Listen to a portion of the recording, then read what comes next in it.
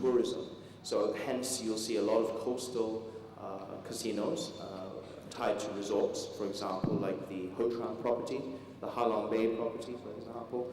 However, with the government wanting to attract more professional and larger scale investment into gaming, they're also shifting to propose a minimum investment of $4 billion on the project over time.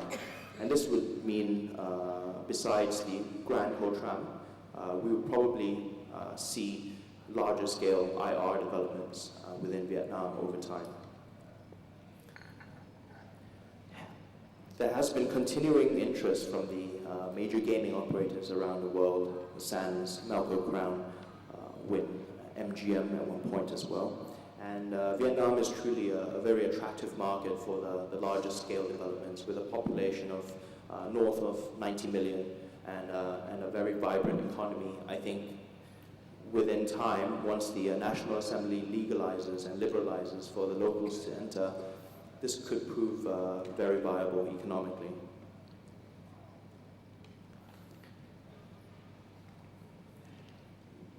Due to the social taboos around gaming in Vietnam, operators have to take a very professional approach to how they operate the business. Just to give you an example, we actually have a house rule that we don't extend credit to our customers directly, and also to our junket operators. That credit risk is borne fully by the junket operators. And this eliminates a lot of messy issues with the players, and also possible disputes over debt. The growth of Chinese visitors to Vietnam, of course, up until the late political situation, it was trending upwards. The ties between the two countries have been improving on a very encouraging manner. 33.5% up in terms of the Chinese visitations to Vietnam last year, and the amount spent by tourists out of China expected to triple, according to our good friends at CLSA, which is a phenomenal sort of a market to address. And I think with the growth of the Chinese and the Asian middle class, we see this trend more and more, where more tourism destinations which weren't so immediately apparent will become more viable and more feasible for visitations. Perhaps less people would find the uniqueness of visiting Paris or Hong Kong. They would like to try something new, perhaps Da Nang, perhaps some other destination.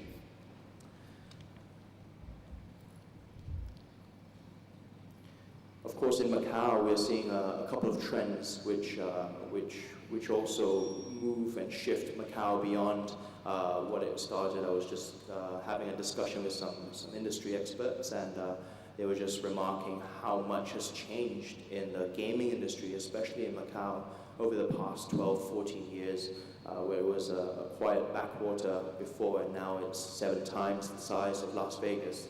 It's something phenomenal, and as the Chinese and Asian consumers get more and more affluent, we'll see a trend towards luxury gaming, or perhaps something we've not even conceived of yet. The keys to success in Vietnamese gaming, of course, are the professionalism, the track record and experience. Perhaps with a government partner, we are now seen to have to be more socially responsible. We're actually very engaging in our involvement with the local provincial population. We give to local charities, for example, and we support the local ethnic groups as well. Financial capability and transparency are very important, especially for us as an Australian listed company. However, the viability of the business in Vietnam needs a lot more transparency, whether be it formation of a more formal gaming commission, perhaps, or even just to make sure that money flows, for example, are well tracked. Management expertise. Casino operations is a blend of art and science, like most business, and I would like to say that with the proper management, I think a viable project in Vietnam becomes more real. The location and accessibility, as over time, China becomes more developed. Just to give you an example, it used to take my grandfather and I 12 hours to drive down from Kunming to Lao Cai. And it was among these paddy roads winding up and down these very small dirt tracks. And now today, with a new highway open, it takes barely 4 hours from the airport straight to the doorstep of the new casino.